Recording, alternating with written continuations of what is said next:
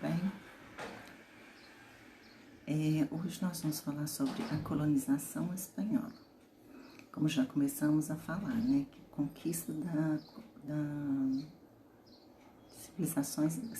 civilização espanhola. Vamos lá.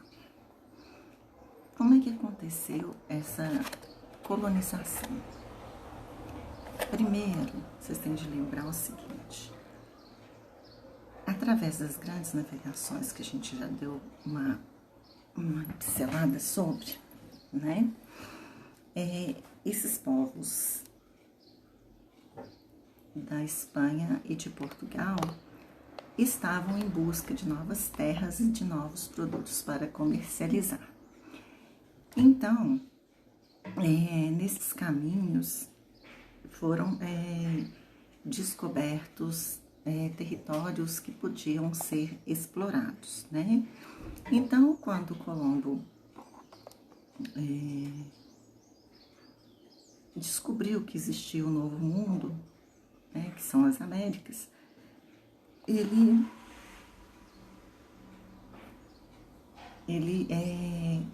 montou uma expedição que viria para as Américas para que eles conquistassem metais preciosos e pedras preciosas. Então, como é que aconteceu essa colonização espanhola da América? Foi processo de ocupação territorial, povoamento, existe a ocupação de povoamento e de exploração, tá? De povoamento era que as pessoas fixariam ali na terra e dessa terra fizesse o seu sustento e ali se desenvolvia. De exploração seria só para explorar mesmo, tirar da terra o que ela pudesse para levar além mar, para levar para a Europa, tá?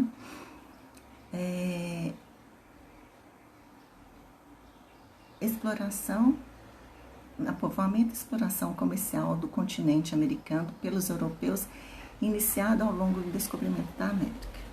Um desses foi os fatores para a colonização. Outro, na busca do caminho das Índias, nome genérico dado ao Oriente, Cristóvão chega à América em 1492. Após 2 anos, eles fazem um tratado que chama Tratado de Tordesilhas, que dividia a América entre portugueses e espanhóis. Nos anos seguintes, os espanhóis e portugueses, franceses, ingleses e holandeses disputaram o domínio desse novo continente e sua exploração nos moldes do mercantilismo europeu, do comércio europeu. Qual que era a principal intenção desses ocupadores, desses colonizadores? O acúmulo de riqueza. A partir do século XVI, a Europa sofreu um processo de mudança econômica e social, fazendo com que os países europeus passassem a valorizar o acúmulo de riqueza, quantidade de metais preciosos que cada país possuía, que ficou chamado de metalismo. Então, vamos lá. Existia uma coisa no mercantilismo que se chamava balança comercial favorável. A partir do século XVI, os países europeus perceberam a importância para a economia interna de se ter uma balança comercial favorável. Então, funcionava assim. Quando eles mandavam produtos para fora, era maior venda, maior ganho, que era igual a um superávit, ou seja, igual a lucro. Quando eles importavam, quando eles compravam de fora o produto, que é comprar, eles gastavam dinheiro. Isso gerava um déficit, uma dívida, tá? O que é o mercantilismo? O mercantilismo defende que um país, para ser rico e poderoso, deve ter bastante ouro e prata. Por isso, deve, primeiro, ter uma balança comercial favorável, produzir os itens de necessidades ou riqueza bastante para adquirir. Terceiro, apoiar a instalação de manufaturas, ou seja, subsídios, isenção fiscal e formação, tendo em vista essa produção, tá? O que vai gerar isso tudo aí? O que é a manufatura? Manufatura é um modo de produção baseado no fabrico predominantemente manual e organizado em uma unidade de pequena produção, né? Como hoje a gente chama de artesanato. E a gente tem um outro termo que é o protecionismo. O que é o protecionismo? Medidas econômicas adotadas por um país para favorecer as expedições e reduzir ou proibir as importações. Por exemplo, taxas alfandegárias. Essas medidas tinham por objetivo proteger a produção nacional face à concorrência estrangeira. Então, hoje, quando vocês ouvem falar de taxa alfandegária, o que é a taxa alfandegária? Quando a gente vai ao Paraguai e a gente traz produtos do Paraguai sem pagar essa taxa alfandegária, ou seja, impostos, né, para o país de origem onde foi produzido aquele produto, ele deixa de recolher impostos, tá? Ele não deixa de lucrar porque ele está vendendo um produto. Só que acontece que esse produto, ele vamos colocar, a gente compra um celular, ele custa X para a fábrica, mas no decorrer da fábrica até a loja para vender para gente, ele sofre um monte de impostos, tá?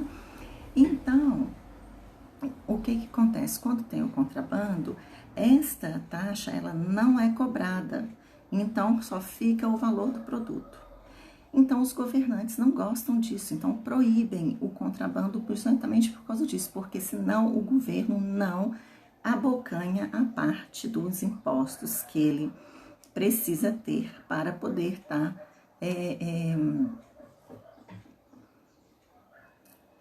fazendo com que a política dele vá para frente, né? Então, as taxas alfandegárias são os impostos sobre o produto, tá? Na colonização espanhola, eles foram para a região com uma lenda que dizia que existia o Eldorado, uma cidade coberta de ouro, com paredes feitas de ouro, um paraíso, né? Então, eles foram em busca desse Eldorado. O que era? O Eldorado é uma antiga lenda indígena da época da colonização das Américas e atraiu muitos aventureiros europeus. A lenda falava de uma cidade que foi toda feita em ouro maciço e ouro puro, ouro puro, apesar de ter muitos outros tesouros na cidade. Acreditava-se que o Eldorado fosse em várias regiões do Mundo Novo. Uns diziam estar onde atualmente é o deserto de Sonora, no México. Outros acreditavam ser nas regiões das nascentes do rio Amazonas, ou ainda em alguns pontos da América Central ou no Planalto das Guianas, região entre Venezuela, a Guiana e o norte do Brasil, Roraima. Fato é que essas são algumas entre as várias suposições da possível localização do Eldorado. alimentadas durante a colonização do continente americano. Apesar da lenda, muito ouro e prata foram descobertos nas Américas, em territórios como o Alto Peru, sudeste do Brasil, Minas Gerais, e nas regiões onde viviam as civilizações astecas, incas e maias. Por isso que é importante estudar as civilizações pré-colombianas, para entender o processo todo também da colonização das Américas. O termo Eldorado significa homem, dourado em espanhol. Segundo a lenda, tamanha era a riqueza da cidadela, que o imperador tinha o hábito de se espojar em pó, ouro em pó, para ficar com a pele dourada. A conquista espanhola da América. Então, todos pensam que foi uma conquista que os índios receberam bem, os europeus, e aquela coisa toda bonita, que eu não sei o que tem. E eu já falei isso para vocês, todas as vezes que a gente vai conquistar alguma coisa, a gente tem de lutar. A gente não acha, o que acontece? O seu pai trabalha. O que é o trabalho para ele? A luta. Para quê? Para conseguir coisas boas para vocês, conseguir casa, conseguir comida. Então, isso é uma batalha. Então, para conquistar as Américas, os espanhóis também tiveram de conquistar a América, não de forma pacífica. Eles queriam conhecer primeiro o que ali tinha, né? Mas vamos entender, tá? Entre os anos de 1492, descoberta das Américas, e 1572, morte do último imperador Inca, os espanhóis derrotaram as principais resistências indígenas, principalmente fazendo sumir do mapa os impérios pré-colombianos. Desde a chegada à América, os europeus passaram a impor seus domínios sobre as terras indígenas. Em 1519, primeiro contato entre os espanhóis, liderado por Hernán Cortés e os astecas. É possível que os astecas tenham associado os espanhóis a deuses que, segundo suas profecias, retornariam para reinar no império. Cortés se juntou à população local conquistada pelos astecas e tomou Tenochtitlan,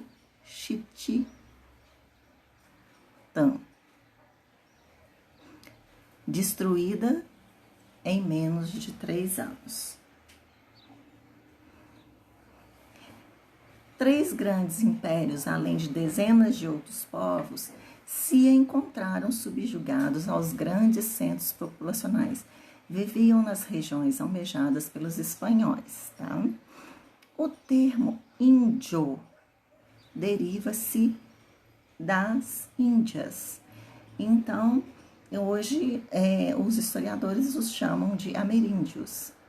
Por isso que tem esse termo ameríndios, mas os espanhóis chamaram os índios que aqui acharam, a população que aqui acharam de índio, devido que eles queriam chegar às Índias. Então, eles colocaram o nome de índio nos habitantes que aqui estavam.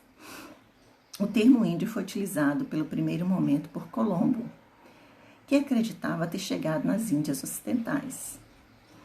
Hoje, popularmente, o termo é associado ao pouco desenvolvimento, à ausência de civilização. Só que, se atentarmos bem para a grandiosidade desses impérios, veremos que índio apenas é uma palavra mal utilizada nos dias atuais. Seu real significado remete à população que os europeus encontraram na América. Os historiadores referem-se a esses homens hoje como ameríndios. Então, esses espanhóis chegaram na América, eles já tinham o cristianismo, né, como religião central. E as religiões desses povos encontrados nas Américas eram consideradas demoníacas ou hereges, pecados, né? Então eles abominavam e queriam implantar o cristianismo. Então vamos lá. Os colonizadores espanhóis procuravam impor o cristianismo para os povos nativos. Servir a Deus, servir a Igreja Católica era um privilégio social, assim os europeus apontavam. Mas qual que era o objetivo dos espanhóis nessas terras? Era colonizar, explorar e implantar, ou fazer expansão do cristianismo, ou seja, catequizar esses moradores das terras americanas.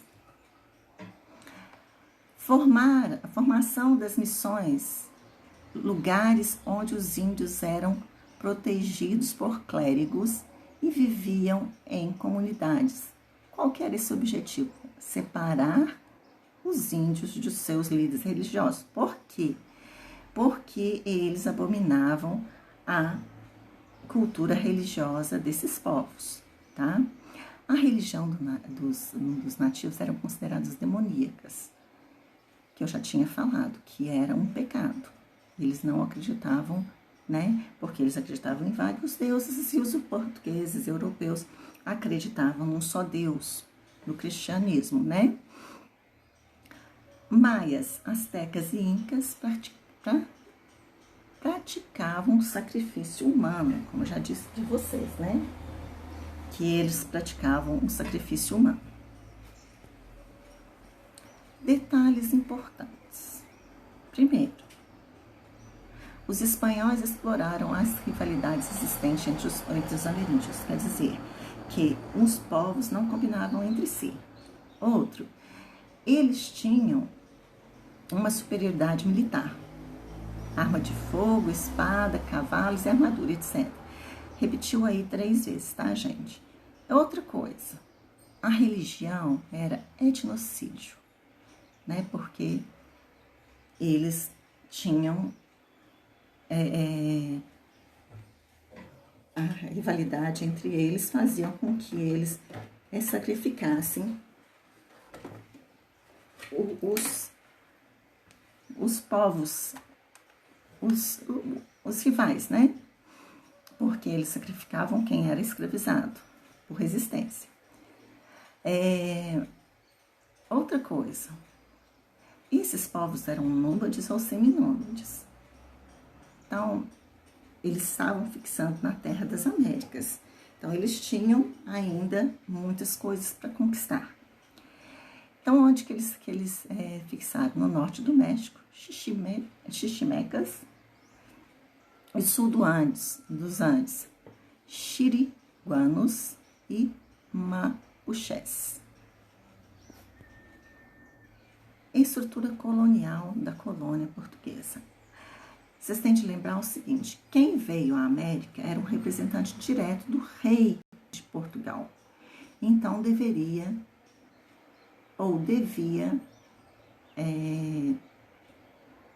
obediência ao rei português, ao rei espanhol, né? A coroa espanhola criou uma forma de organização administrativa e econômica, visando garantir a exploração das terras. Primeiro, montou um Conselho das Índias, órgão responsável por elaborar leis em Sevilha, na Espanha. Então, esse conselho, ele organizava como iria ser essa exploração. Outro, para facilitar a colonização da América, ela foi dividida em 4 vice-reinos e 4 capitanias gerais. Então, vocês têm de ver que essa parte meio rosadinha, assim, salmão, amarela, verde, rosa, um rosa clarinho e um laranjado, são os vice-reinos e as capitanias gerais que eles dividiram para fazer e que tinha sua autonomia e seu representante. Estrutura colonial. O que era o vice-rei? Ele era o representante do rei espanhol na América. E as audiências? Por que tinha as audiências? Para fazer, tinha função jurídica. E elas passam a ter funções administrativas. E o cabildos ou ayuntamento era câmaras municipais, como a gente tem as câmaras municipais hoje, que tratavam das leis, né? Que tratavam das leis espanholas, que submetia as Américas a elas. Como que era feita essa divisão colonial? Na Espanha, a Casa de Contratação era em Sevilha para organizar o comércio e fiscalizar o pagamento do quinto. O que era esse quinto? Esse quinto era, se eu produzia 5 quintos, né, um inteiro, 1/5 dessa produção minha iria para o rei da Espanha. Ou seja, a 5ª parte, 1/5 dessa produção seria destinada ao rei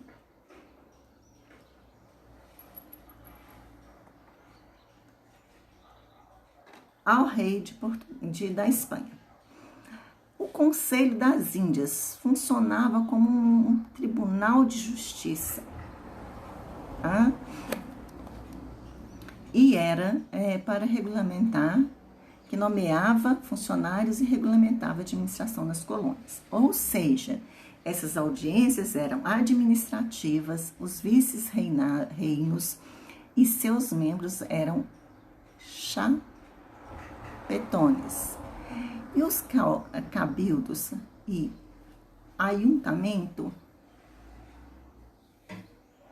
administravam as capitanias gerais e seus membros eram os crioulos.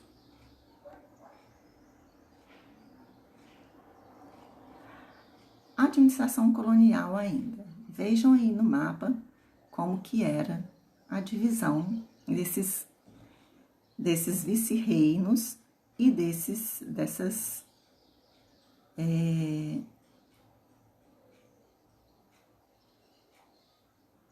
capitanias, tá? O vice-rei era um nobre com autoridade administrativa, representava o rei. E o cabildo era as câmaras municipais. A divisão territorial da América Espanhola baseava-se em vice-reinos e capitanias, tá? Tipo de colônias. Lembra que eu falei da colônia de expansão e colônia de povoamento e colônia de exploração? Tá aí, ó. Como que é a de exploração? Típica de sistema mercantilista. Exemplo, região da América Latina colonizada por Portugal e Espanha. O que era que ela fazia? Era de produção agrícola em grande propriedade para exportação, para sair do país. Então, para exploração. Tá? Trabalho escravo de índios ou negros. Usava o trabalho escravo, não pagava por trabalho dessas pessoas. O pacto colonial rígido. Eles tinham um pacto de colônia que era muito rígido, quem mandava era o rei. A monocultura, um tipo só de cultura. Essas colônias hoje são países pobres, países de clima tropical. Primeiro se constituiu uma cadeia.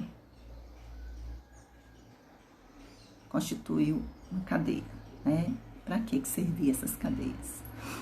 Agora, porque aqui vinha muito. Quando se espalhou a história do ouro nas Américas, o que veio de europeu nas Américas não foi brincadeira, principalmente para o Brasil, que foi uma colônia de exploração. Agora, a colônia de povoamento, relativamente fora do sistema colonial mercantilista. Exemplo, colonização dos Estados Unidos, que foi uma colônia de povoamento. Como que se deu essa colonização?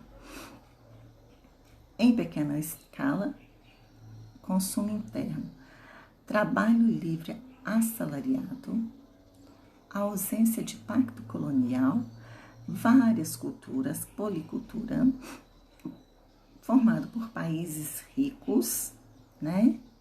Tipo Inglaterra, Holanda, foi uma civilização vinda desses lugares. Clima subtropical, acima dos trópicos, acima dos trópicos. Laços coloniais mais brandos, não quer dizer que a colônia a metrópole não mandasse nessa colônia, sim, só que acontece que eles eram mais democráticos. Lembra da democracia lá de Atenas, em Grécia? Vamos lá, como é que era feita essa divisão social? Chapetones e o clero, espanhóis, altos cargos e privilégio. Quantos por cento que era dessa população? 1%. Os crioulos, que eram descendentes de espanhóis nascidos na América, poderiam ser eles espanhóis mesmo, se eles tivessem trago as suas mulheres, que a princípio a mulher não participava disso. Então, de casos extraconjugais entre espanhóis e índias, e espanhóis e negras. Eles eram os crioulos, descendente de espanhóis nascidos na América, elite colonial, grandes proprietários e comerciantes, integrantes dos cabildos, câmaras municipais. E 58%, os crioulos eram 13,5%.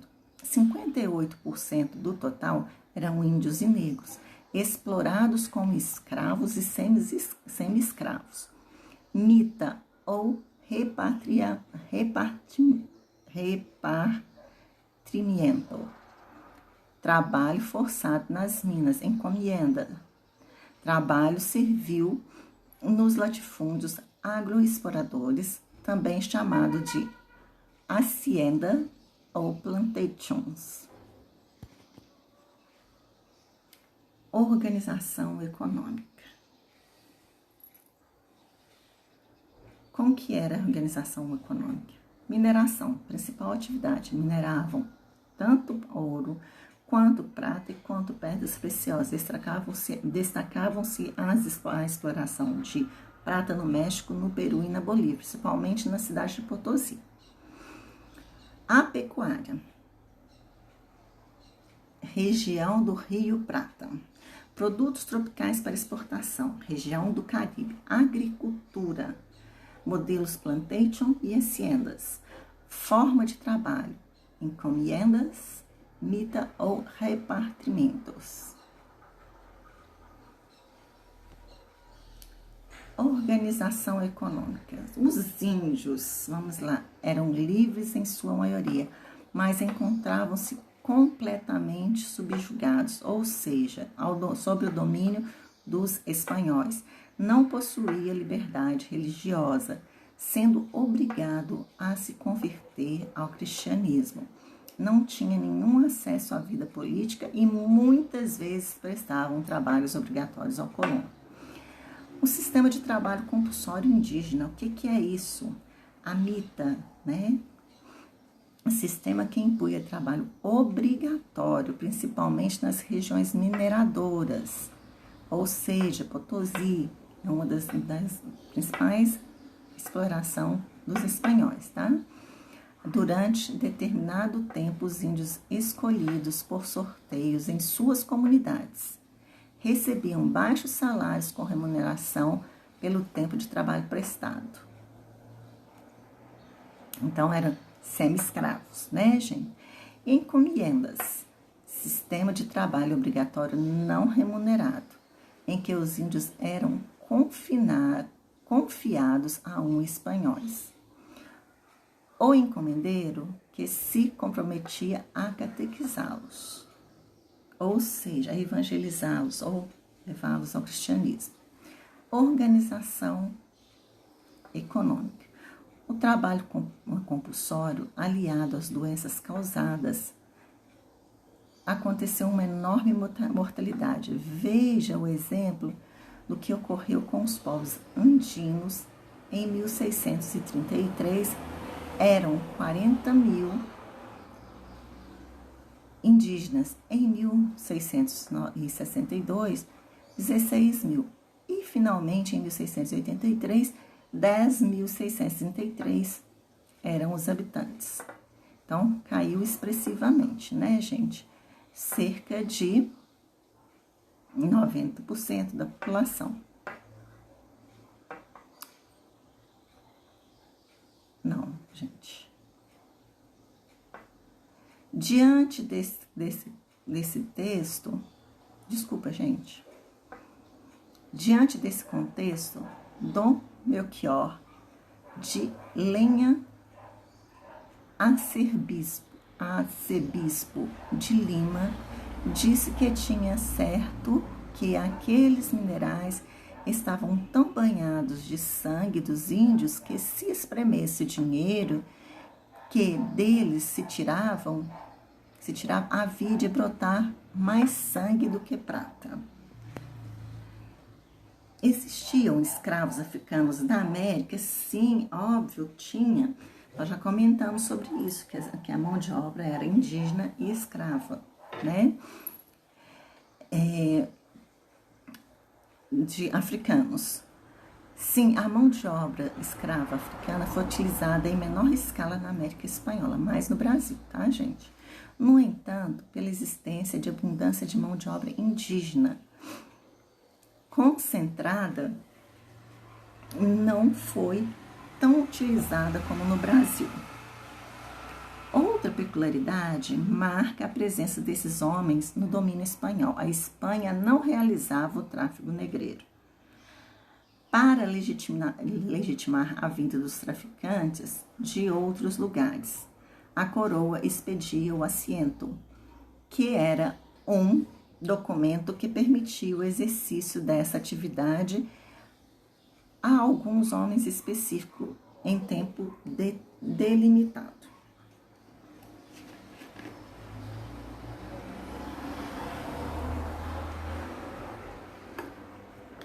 A divisão territorial da colônia, em vermelhinho aí, da América, né?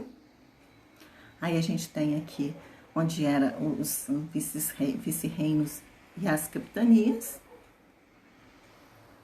Então é isso aí, gente. Aí estão as referências bibliográficas. Qualquer dúvida estou à disposição. Beijinhos para vocês, tá? Fiquem com Deus.